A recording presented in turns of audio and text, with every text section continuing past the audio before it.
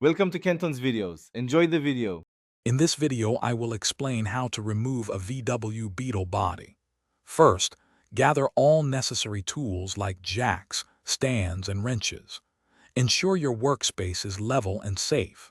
Disconnect the battery and drain all fluids, such as fuel and brake fluid, to prevent spills. Take photos of wiring and component locations for easier reassembly later. Next, you'll need to detach the major systems connecting the body to the chassis. Carefully remove the engine and transmission. Disconnect all electrical wiring and cables, making sure to label them. Then, detach the brake lines, fuel lines, and accelerator cables. Finally, unbolt the steering column and pedal assembly. Now it's time to separate the body from the chassis.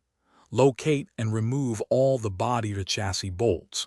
There are typically 23 bolts that secure the body to the pan.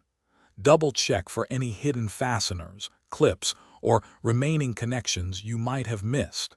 It's crucial that everything is completely free before attempting to lift. With all connections detached, you can now safely lift the body.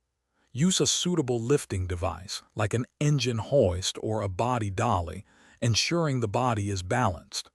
Slowly and carefully raise the body, making sure it clears the chassis completely.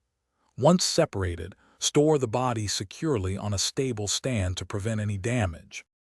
Thanks for watching. Consider subscribing if we helped you.